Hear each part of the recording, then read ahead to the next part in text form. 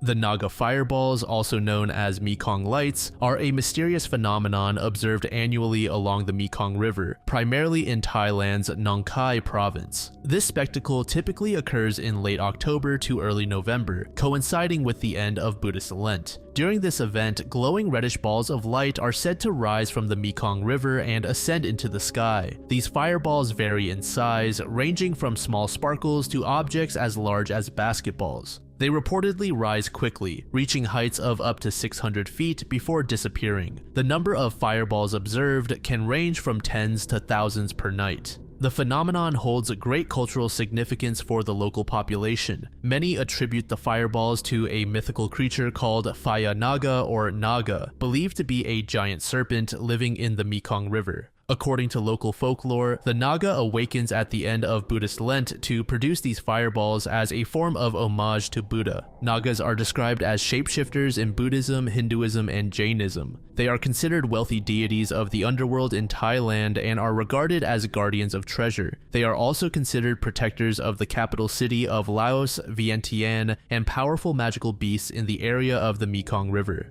The Naga Fireball Festival has become a popular event, drawing thousands of visitors to the Mekong riverbanks. The festival includes cultural performances, boat racing, music, and fireworks, creating a festive atmosphere as people await the appearance of the mysterious fireballs. The phenomenon has been observed for at least 100 years, with reports of fireballs dating back to the late 1960s. However, it's only since the early 1990s that people have begun to pack around the best viewing areas in large numbers. Interestingly, the fireballs were called ghost lights by locals until the mid-1980s, when the local council officially named them. While the phenomenon attracts thousands of visitors annually, its exact cause remains a subject of debate among scientists and skeptics. Over the years, several theories have been proposed to explain the Naga fireballs. One scientific explanation suggests that they are produced by swamp gas, also known as marsh gas. This is a mixture of methane and smaller amounts of carbon dioxide and hydrogen sulfide found in stagnant bodies of water. When methane finds its way to the surface, it reacts spontaneously with oxygen-rich air, producing a flaming gaseous bubble as it ignites. Another theory proposes that the fireballs are flammable phosphine gas released by the river's boggy environment. This assumption was proclaimed by a team of scientists led by Saxit Tridek, who used precise equipment to analyze the environment around the river. However, the team could not explain how phosphine gas is produced in nature since it is manufactured only for industrial use through a carefully designed procedure. Some scientists believe the fireballs could be plasma orbs formed when surface electricity is discharged into the river's water. However, they cannot fully explain this phenomenon because igniting this type of orb requires an enormous amount of voltage, which is unlikely to occur naturally in the river.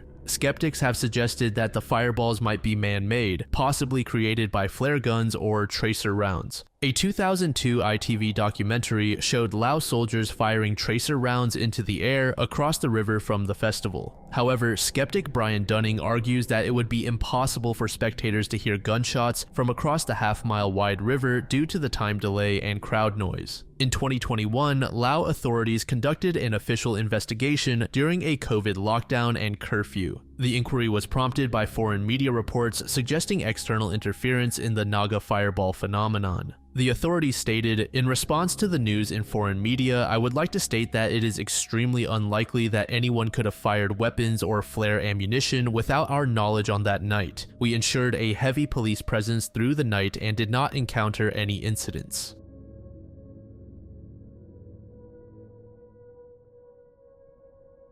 The story of the SS Ssang Madan is one of the most intriguing maritime mysteries of the 20th century. This Dutch freighter allegedly met a tragic and inexplicable fate somewhere in the waters of Southeast Asia, leaving behind a plethora of unanswered questions. The story of the Madan first emerged in the 1940s, with varying accounts placing the incident between 1940 and 1948. The most commonly cited version of the tale places the events in June 1947 or early February 1948, 1948 in the Strait of Malacca, a narrow stretch of water between the Malay Peninsula and the Indonesian island of Sumatra. According to the legend, several ships in the area received a chilling distress call in Morse code from the Madan. The message reportedly stated, "SOS, we float. All officers including the captain dead in chart room and on the bridge, probably whole of crew dead." This was followed by a series of indecipherable dots and dashes and then a final haunting message, "I die." Upon receiving this distressing message, nearby ships, including the American merchant vessel Silver Star, set out to locate and assist the Madan.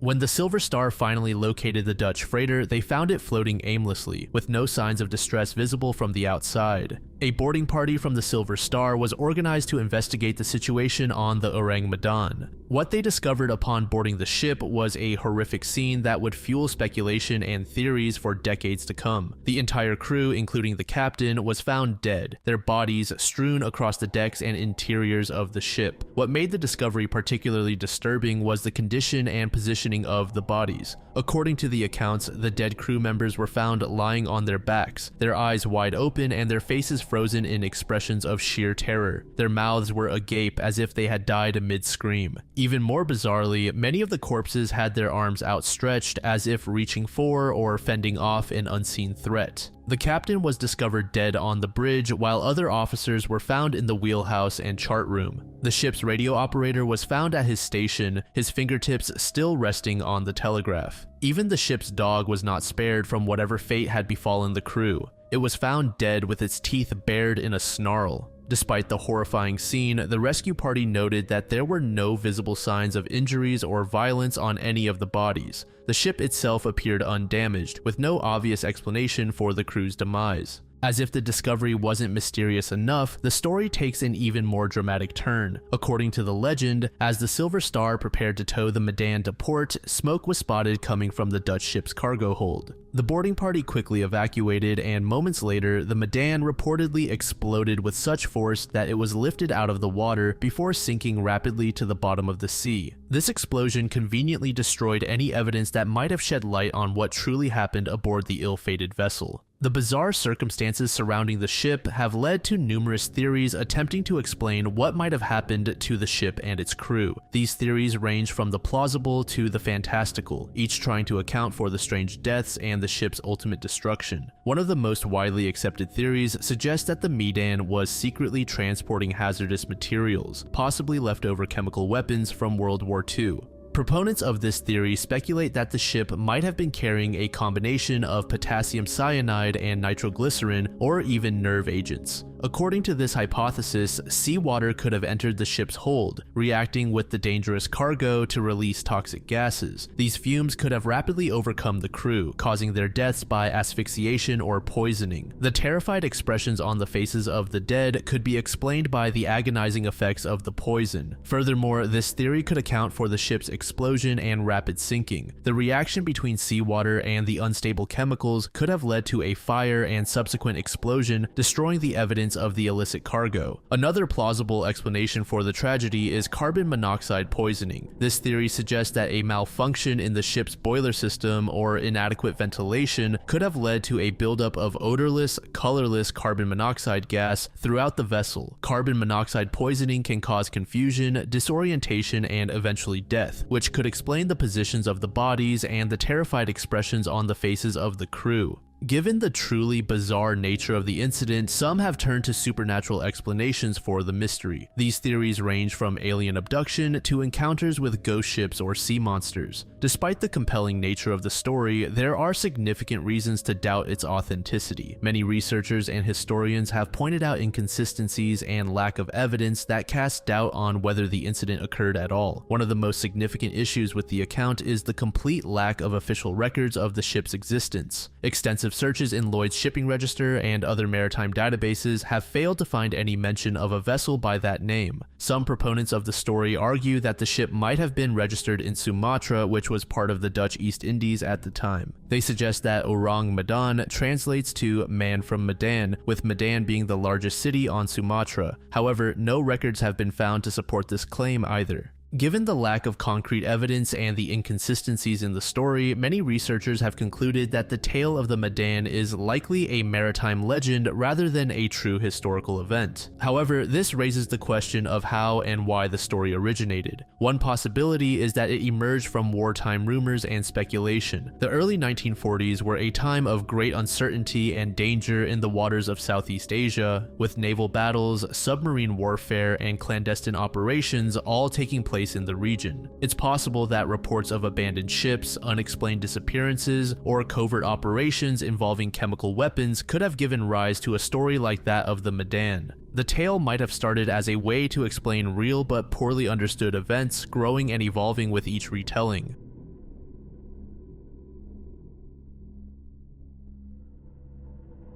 This next entry is pretty short and I couldn't really find too much unique information for it. But anyway, it focuses on the mysterious disappearance and reappearance of Rosa Day in Roton, Cheshire in January 1899. Rosa, who had stayed home from church one Sunday morning, vanished after stating that she was going to go skating. Her absence sparked an extensive search effort that lasted for days, involving dragging operations in local ponds and canals. On the following Thursday night, Rosa was found unconscious in her family's yard. Upon regaining consciousness, she shared a strange tale of abduction and captivity. According to Rosa, she was attacked by a man while preparing to skate at a local pond. The assailant allegedly blindfolded her, tied her hands, and threatened her life before taking her to a shed where she was held for several days. Rosa claimed to have escaped by making a hole in the roof of the shed and finding her way home. She suffered a severe head injury, which doctors later determined to be a fractured skull. The incident garnered significant attention, with local authorities, including the Deputy Chief Constable of Cheshire, investigating the matter. However, the legitimacy of Rosa's account came under scrutiny. Despite extensive searches, no shed matching her description was found in the area. Additionally, there were inconsistencies in her story and unexplained aspects, such as how she survived without food or water for several days. The case drew parallels to a similar incident from the 18th century involving Elizabeth Canning, whose story was also met with skepticism. Interestingly, this event marked a turning point in Rosa's life. Following the incident, she transitioned from her role as a governess to pursuing a career in nursing, eventually working at prestigious institutions.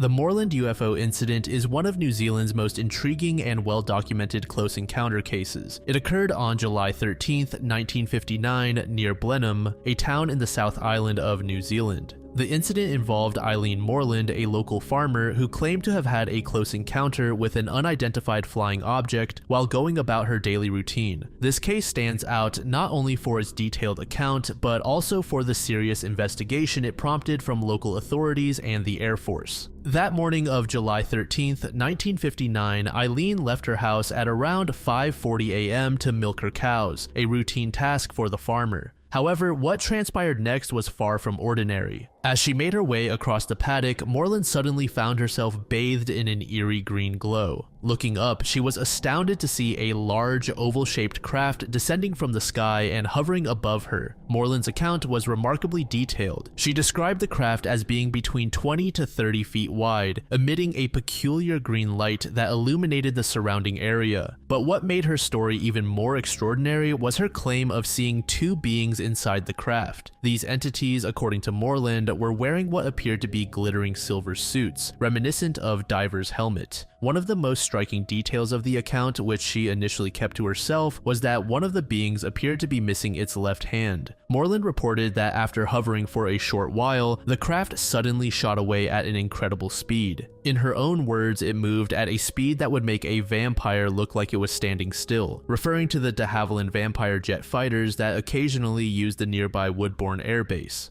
What sets the Morland case apart from many other UFO reports is the serious attention it received from official channels. The local Air Force took Morland's claim seriously enough to assign an investigator to the case. This investigator, named Jennings, conducted a thorough examination of her account and the surrounding circumstances. Jennings interviewed Morland and found her to be a credible witness. He noted that she remained calm and rational throughout their discussions. This assessment was further supported by local police who vouched for Morland's character, describing her as a rational and stable person from their personal knowledge of her when she was of assistance evidence to them on another matter. The investigation didn't stop with Morland's account. Jennings also uncovered a second witness, Roy Holdaway, a local farmer who lived about 7 kilometers from Morland's property. Holdaway reported seeing a bright light in the sky approximately 30 minutes before Morland's sighting, adding corroboration to her story. One of the most intriguing aspects of the Morland case was the reported physical effects following the encounter. Morland developed several concerning symptoms in the days after her sighting. She experienced painful blisters on her hands, lower lip, and back. These blisters were described as popping up like pimples, and when scratched, they would release a watery residue before more would appear. These physical symptoms were of particular concern to investigator Jennings. The possibility that Morland might have been exposed to radiation from the craft was a troubling prospect and likely contributed to his decision to conduct radiation tests at the site. Despite the seriousness with which the initial investigation was conducted, the official conclusion of the Air Force was skeptical of Morland's claims. In their final assessment, they stated, "The only possible conclusion to be drawn from the evidence is that Mrs. Morland was hallucinating, or that her story is an imaginative exaggeration of a normal subjective experience, and that there was in fact no such visitation by an object as described in the report." The Air Force also addressed other sightings that occurred in August of the same year, suggesting that they were likely misidentifications of Venus shining through layers of clouds. They stated that these sightings have no apparent relationship to the Morland report, but fit neatly with a description of Venus shining through a diffuse layer of high cloud or ice crystals, and seen through a layer of lower broken cloud, the latter being under the influence of a northwesterly airstream. Interestingly, there is a strange epilogue to the 1959 sighting. In March 1960, less than a year after her initial encounter, Morland reported another UFO sighting. This time, she claimed to have seen distant lights in the sky. The Air Force once again assigned Jennings to investigate the case. During the second investigation, Morland demanded absolute privacy on the matter and was given assurances by the Air Force that they would never release any files or speak publicly about the incident. This request for privacy suggests that Morland may have been feeling the pressure of public scrutiny following her initial claim.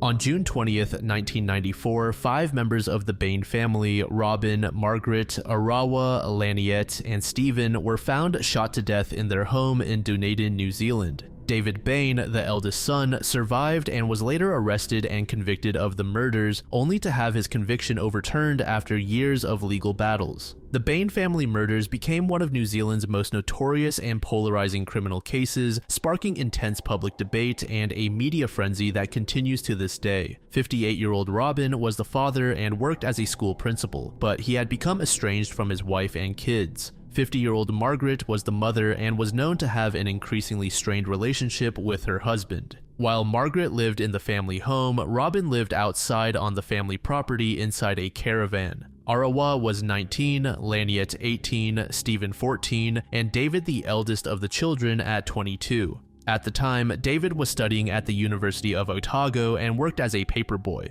On the morning of June 20th, 1994, David Bane called emergency services, reporting that his family had been killed. When police arrived, they found David in a distressed state. Inside the house, they discovered the bodies of his parents and siblings. Robin Bane was found in the lounge with a .22 caliber rifle nearby, suggesting a possible murder scenario. However, as the investigation progressed, police began to suspect that David was responsible for the killings. The prosecution argued that David Bane had methodically killed his family in the early hours of the morning before going on his usual paper run, then returned home and staged the scene to make it appear as if Robin had committed the murders. A message was found on the family's computer reading, "Sorry, you are the only one who deserved to stay." The prosecution argued that David had written this to frame his father as the murderer. Additionally, the prosecution contended that David had the opportunity to commit the murders before leaving for his paper route, as it was unlikely Robin would have killed the family while David was away. and the youngest son, Stephen, appeared to have fought his attacker, and David had injuries consistent with a struggle. Bloodstains and fingerprints on David's clothing were used to link him to the crime scene. One of the more controversial aspects of the prosecution's case was the claim that David killed his family for financial reasons. The Banes were living in a deteriorating home, and David allegedly stood to inherit money that had been set aside to build a new house. David's defense team, led by Joe Karam, argued that Robin Bane was the actual perpetrator. The defense painted Robin as a man on the verge of a breakdown, rejected by his family, and possibly involved in an incestuous relationship with his daughter Laniette. The rifle was found near Robin's body, and the defense argued that he had used it to commit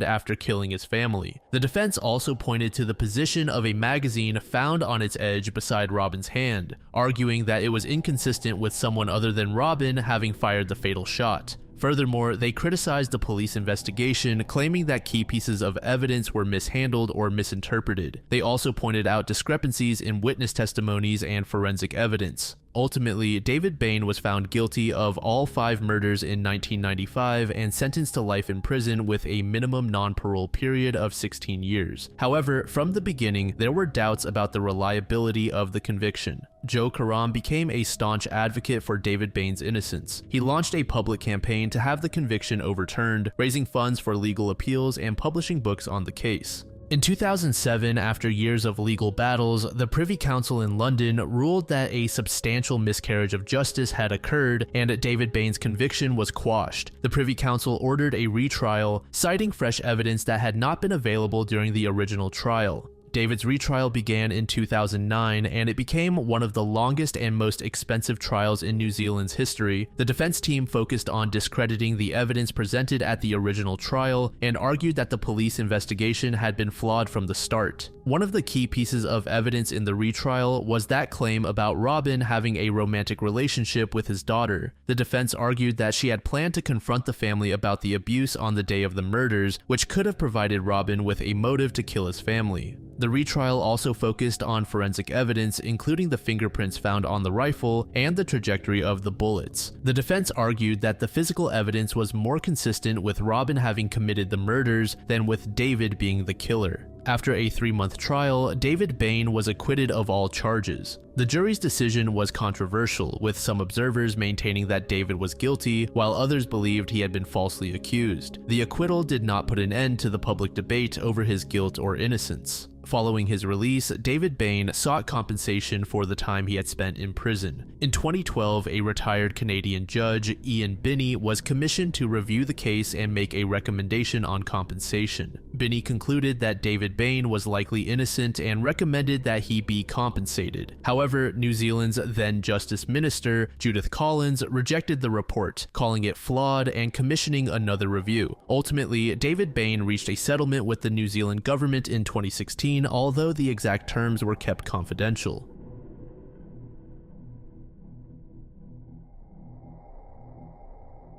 The 2021 Natanz Incident is a significant event surrounding Iran's nuclear program. This incident, which occurred on April 11, 2021, involved a power blackout at the Natanz nuclear facility, a pivotal site for Iran's uranium enrichment activities. The incident has been widely attributed to sabotage, with Iran accusing Israel of orchestrating the attack. This event has had substantial implications for international diplomacy, particularly concerning the efforts to revive the Joint Comprehensive Plan of Action, also known as the Iran nuclear deal. Iran's nuclear program has long been a subject of international scrutiny and controversy. While Iran insists that its nuclear activities are intended for peaceful purposes such as energy production, many countries, particularly Israel and the United States, suspect that the program may be aimed at developing nuclear weapons capabilities. This suspicion has led to various efforts to curtail Iran's nuclear advancements, including diplomatic agreements and covert operations. The JCPOA, established in 2015, was a landmark agreement between Iran and major world powers, including the United States, aimed at limiting Iran's nuclear capabilities in exchange for sanctions relief.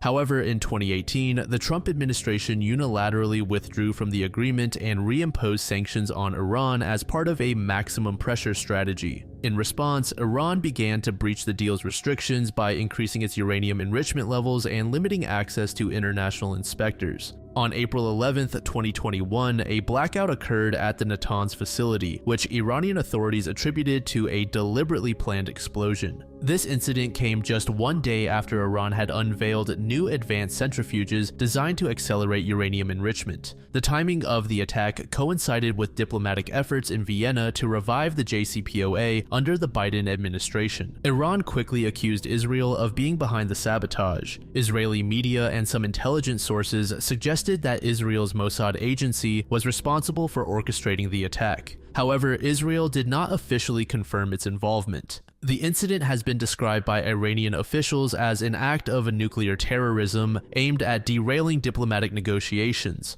The sabotage reportedly caused significant damage to the facility's electrical distribution grid and affected thousands of centrifuges used for uranium enrichment. While Iranian officials initially downplayed the damage, subsequent reports indicated that it could take several months for Iran to recover fully from this setback. The Natanz incident occurred amid crucial talks in Vienna aimed at restoring the JCPOA. Despite initial concerns that the sabotage might derail these negotiations, both Iran and the United States expressed their commitment to continuing diplomatic efforts. The talks involve indirect negotiations facilitated by European countries and are focused on mapping out reciprocal steps for both sides to return to compliance with the agreement. The attack heightened tensions in an already volatile Middle East region. Countries like Saudi Arabia and Israel have expressed skepticism about reviving the JCPOA, fearing it might not effectively prevent Iran from developing nuclear weapons. These countries have historically opposed any concessions made to Iran under such agreements.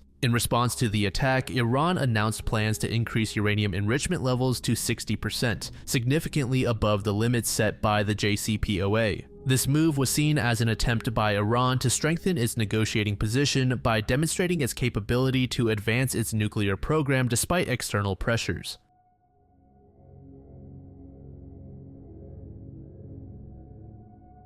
This next entry is another shorter one with very little information available. Gail Cooken is the name of a woman from Sacramento, California who went missing in March of 1984. She was 35 years old at the time of her disappearance. She was about 5 feet 2 inches tall and a little over 100 pounds, with brown hair and brown eyes. She was last seen wearing a black and gray jacket with jeans. Several sources reported that Gail was last seen leaving her home. However, there is some debate on whether or not she was alone. It wasn't until November of the same year that Gail was reported missing. Officials believe that there is a high likelihood that foul play was involved in her disappearance.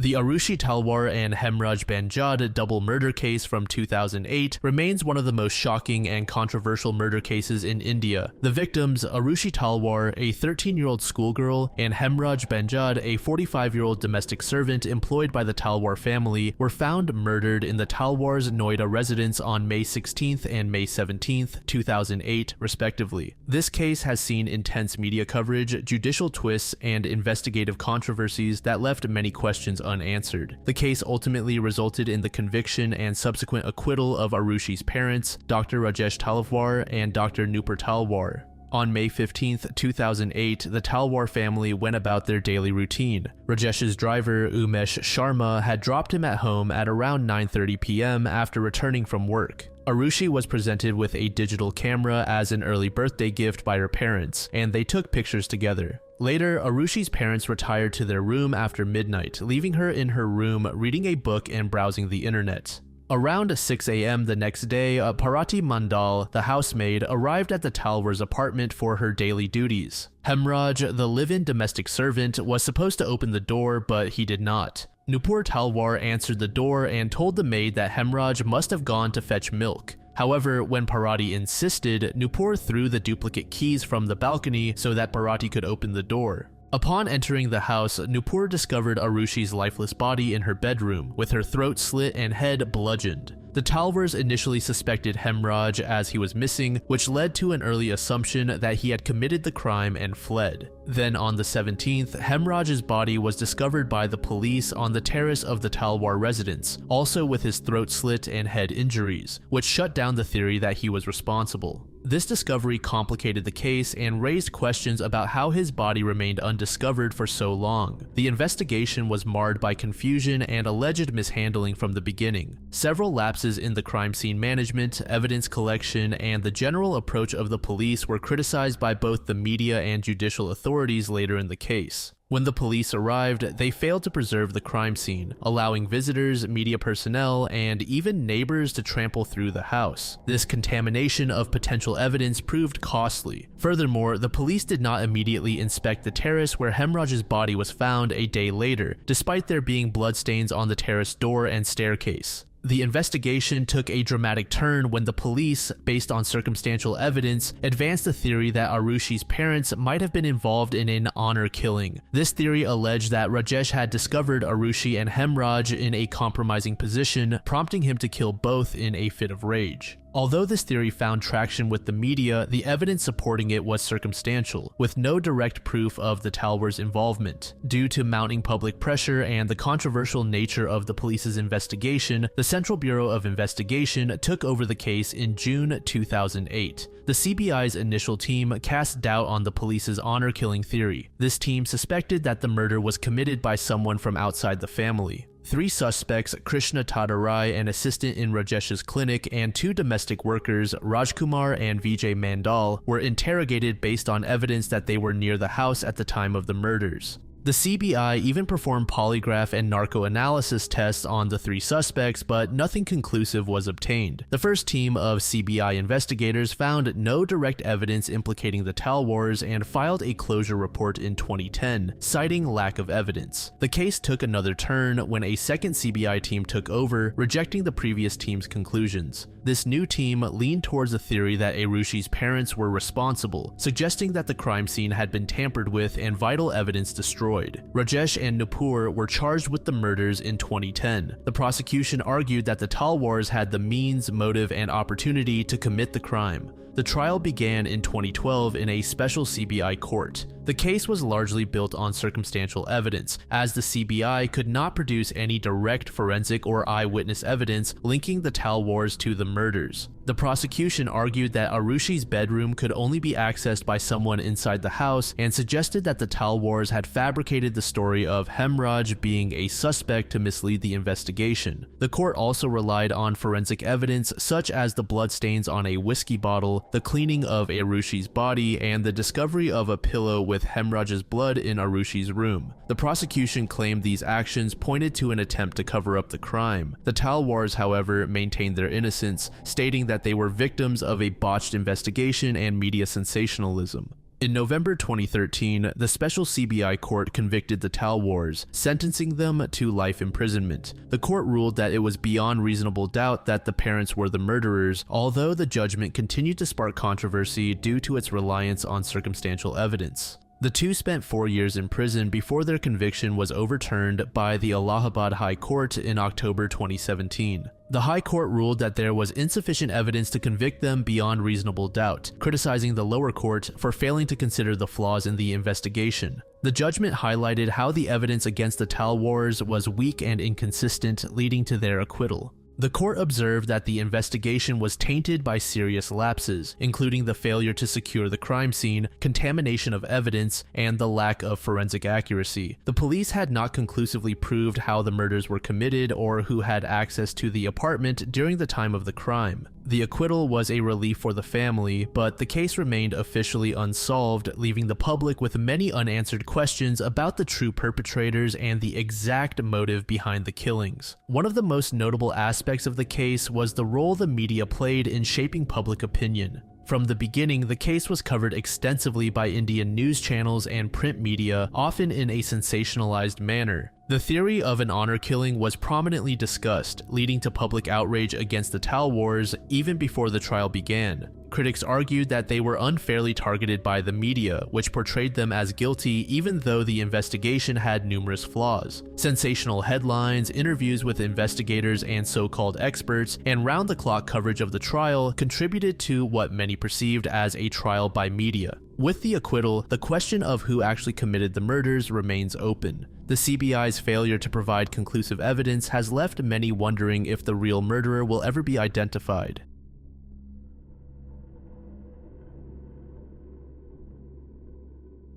In May 2014, the quiet, affluent neighborhood of Great Waters at Reynolds Lake, Oconee in Putnam County, Georgia, played host to a grisly double murder that remains unsolved to this day. The victims, Russell Derman, 88, and his wife, Shirley Derman, 87, were a well-liked retired couple with no known enemies. Russell, a World War II Navy veteran, and his wife Shirley were well into their retirement years, having settled in the quiet, gated community of Great Waters. The Dermans were pillars of the community, married for over 6 decades, and lived peaceful lives. In their retirement, they enjoyed a comfortable life built from years of running a successful fast food franchise business in Atlanta, owning several Hardee's restaurants. The couple had 4 children, though one of their sons was tragically killed in 2000 in a murder unrelated to this case. On May 6, 2014, concerned neighbors who had not seen or heard from the Dermans since May 1, 2014, visited their home. Upon entering the unlocked house, they found Russell Derman's decapitated body lying in the garage between 2 cars. Despite extensive searches, his head has never been found. There were no signs of forced entry into the home, and no valuables appeared to be missing. The home was neat with no signs of a struggle. Police were perplexed by the fact that a violent murder had occurred without any apparent disturbance in the household. Though Russell's head was missing, forensic evidence indicated he had likely been shot in the head before being decapitated, with gunshot residue found on his collar. Investigators speculate the decapitation may have been an effort to prevent police from tracing the bullet. In the immediate aftermath of discovering Russell's body, investigators believed Shirley had been abducted as she was nowhere to be found. Fears for her safety grew as days passed without any sign of her. 10 days later, on May 16th, fishermen found Shirley's body floating in Lake Oconee, about 5 miles from the Dermans' home. Her body had been weighted down with concrete blocks, an obvious attempt to prevent it from surfacing. Unlike Russell, Shirley had been killed by blunt force trauma to the head. Her body was intact, though the water had degraded potential forensic evidence. Despite the macabre nature of the crimes, the investigation has yielded few solid leads, and no suspects have been publicly named. Multiple agencies, including the FBI and the Georgia Bureau of Investigation, were brought into the case. However, the investigation has been hampered by a lack of physical evidence and clear motives. Many investigators believe the crime was carefully planned and executed, given the lack of signs of forced entry or struggle and the clean nature of the crime scene. The decapitation and the removal of Russell's head, along with the effort to conceal Shirley's body in the lake, suggest that the perpetrator may have had experience or were extremely meticulous. There were no signs of robbery or financial motive. Valuable items and money in the house were untouched. Investigators have floated the theory that the killings might have been personal in nature, perhaps driven by revenge or another hidden motive. However, this remains speculative. Putnam County Sheriff Howard Sills, who has led the investigation, has publicly stated that he believes more than one person may have been involved in the murders. The handling of 2 elderly people, the complex crime scene, and the decapitation suggest to authorities that it may not have been the work of a single individual. For years, the case went cold. However, in May 2024, the FBI and local authorities announced the discovery of new DNA evidence. The DNA found on an article of clothing at the crime scene does not match the Dermans or their family members. This fresh evidence has been sent to private labs for advanced testing. Due to the peculiar nature of the crime, numerous theories have emerged about who may have killed the Dermans and why, the first of which is a professional hit. However, with no clear motive tied to their financial dealings or personal lives, this theory is often disregarded. Given the couple's age, some investigators and observers have speculated that the murders may have been driven by a personal vendetta. However, neither Russell nor Shirley had any known enemies, making this theory difficult to prove. Their family and friends maintain that they led quiet lives and had no ongoing disputes. While less likely due to the calculated nature of the crime, some have entertained the possibility that the Dermans were targeted by mistake, or that they fell victim to a random but unusually brutal act of violence. The lack of forced entry, however, suggests that the killers may have been familiar with the couple.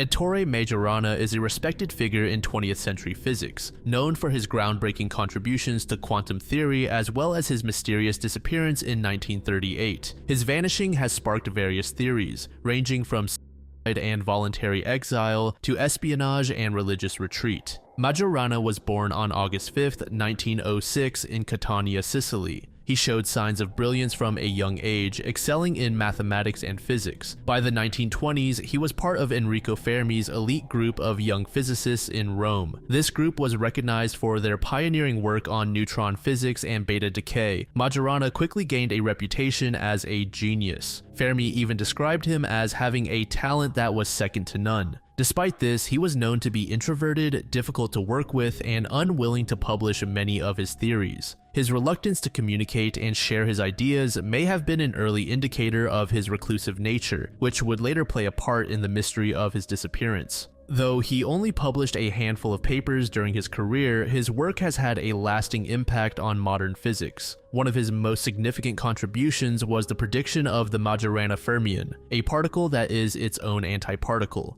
In 1937, Majorana introduced his theory of neutrinos, proposing that certain types of neutrinos could be particles that do not distinguish between matter and antimatter. Despite the significance of his work, Majorana was deeply skeptical of the value of publication, considering much of science to be trivial once understood. On March 25, 1938, Majorana boarded a ship from Palermo to Naples, but he was never seen again. Prior to his disappearance, he sent two cryptic letters. The first was addressed to Antonio Carelli, his superior at the Naples Physics Institute, and expressed his decision to withdraw from public life. The second, a telegram, canceled his earlier statement, saying that he would return the following day. Majorana's body was never found, and his disappearance has since become one of the greatest unsolved mysteries in the history of science. The immediate assumption made by many of Majorana's colleagues was that he had taken his own life. Some of his letters hinted at despair, and his withdrawal from academic life was seen as a sign of emotional turmoil. His disappearance occurred during a time of great personal distress, leading some to believe that he jumped overboard during his trip from Palermo to Naples. However, no body was ever recovered, and many who knew him doubted this explanation. Majorana's religious upbringing and personal nature were often cited as reasons why he would not have chosen suicide.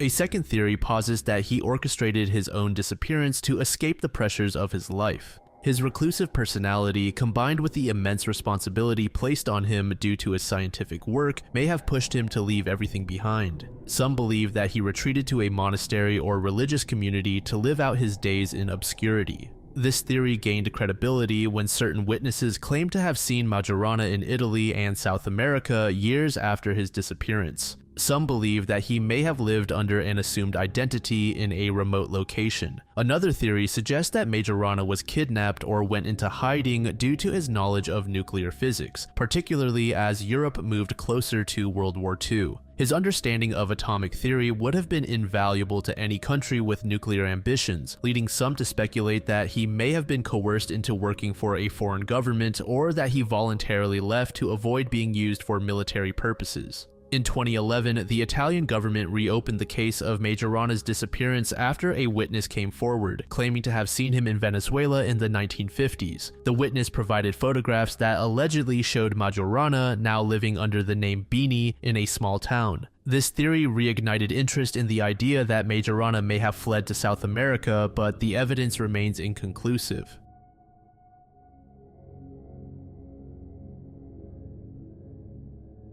The Ark of the Covenant is one of the most mysterious and debated religious artifacts in history, its significance spanning multiple religious traditions, including Judaism, Christianity, and Islam. The Ark's legendary status, as well as its supposed mysterious disappearance, has led to numerous theories, speculations, and expeditions in search of its whereabouts. The Ark, described in the Bible's Book of Exodus, was a sacred chest constructed by the Israelites to hold the tablets of the Ten Commandments, the laws given to Moses by God at Mount Sinai. According to the detailed biblical account, the Ark was made of acacia wood, overlaid with pure gold, and had an elaborate cover called the Mercy Seat. This cover was adorned with two golden cherubim whose wings stretched toward each other, symbolizing the divine presence of God. The Ark was not just a physical container, but was also deeply symbolic of God's covenant with the Israelites. It represented God's throne on earth and his promise to guide and protect his chosen people. It was housed within the Holy of Holies, the innermost sanctum of the tabernacle, and later Solomon's temple in Jerusalem.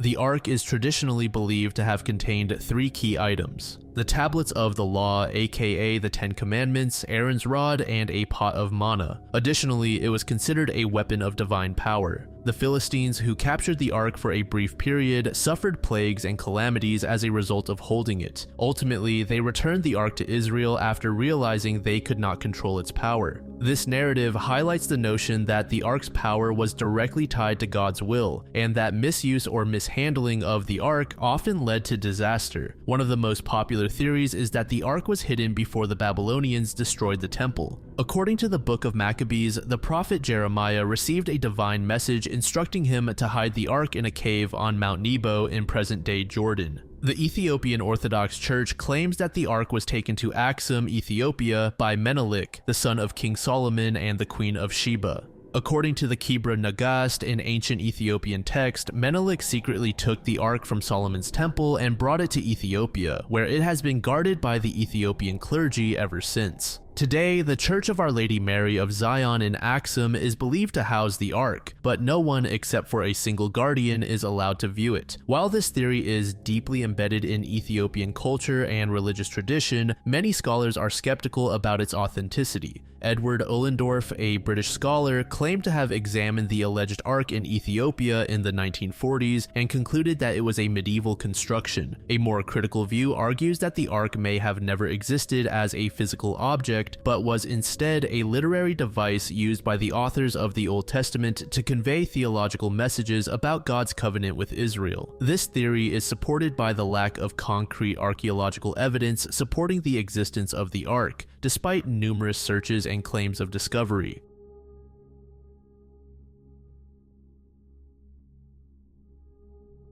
The Forest City killer case revolves around a series of brutal murders in the late 1960s and early 1970s in and around London, Ontario, Canada, earning the city a grim reputation as a possible hunting ground for a serial killer. Over 5 decades later, the case remains unsolved, leaving questions about who was responsible for these horrific crimes. Despite a growing interest from the public, fueled by true crime books, documentaries, and podcasts, the killer or killers involved remain unidentified, leading to continuous speculation about their identities and motives. London, Ontario is often referred to as the Forest City due to its lush tree cover and abundant greenery. However, during the 1960s and 1970s, the city became associated with a much darker title, the serial killer capital of Canada, due to a series of brutal murders that terrorized the local population. In the Murder City book by Michael Arntfield, the author argues that London had one of the highest concentrations of serial killers per capita during this period, sparking a true crime investigation that continues to this day. The murders that occurred in London between 1968 and 1971 were particularly heinous, with many of the victims being young women and children. These killings exhibited an extreme level of violence, with mutilations, abductions, and sexual assault being common features. The murders attributed to the Forest City killer involve a diverse group of victims, many of whom were found dead in rural or isolated areas around London. Some of the key victims include 15-year-old Jackie English, 16-year-old Jacqueline Dunleavy, 9-year-old Frankie Jensen, 19-year-old Linda White, and many more. The Ontario Provincial Police and London Police conducted extensive investigations into these murders, but the lack of modern forensic technology and disorganization within the departments severely hampered their efforts. Despite numerous leads and suspects, no one was definitively charged with the majority of the crimes. Part of the problem was that investigators could not agree on whether these murders were committed by one individual or multiple killers. At the time, the police also faced significant challenges in tracking potential suspects. DNA technology was non-existent, and many crime scenes were contaminated before proper evidence collection could occur. Additionally, the London area's proximity to major highways and its relative isolation from larger urban centers made it a convenient location for transient individuals or passing truck drivers to commit crimes without drawing attention. Over the decades, various suspects have come under suspicion, though none have been conclusively tied to all of the murders. Two of the most prominent suspects are David Bodemer and Gerald Thomas Archer. David was convicted of the non-capital murder of Georgia Jackson, another victim from this era, and served a portion of his life sentence before being released. Although he confessed to one murder, many believe that his confession does not account for the other victims attributed to the Forest City killer. Gerald Archer, known as the London Chambermaid Slayer, was another prime suspect. He was convicted of murdering a hotel maid in 1971 and was active in the area during the same period as the Forest City killer. However, while he is suspected of having killed other women, there is no direct evidence linking him to all the unsolved cases.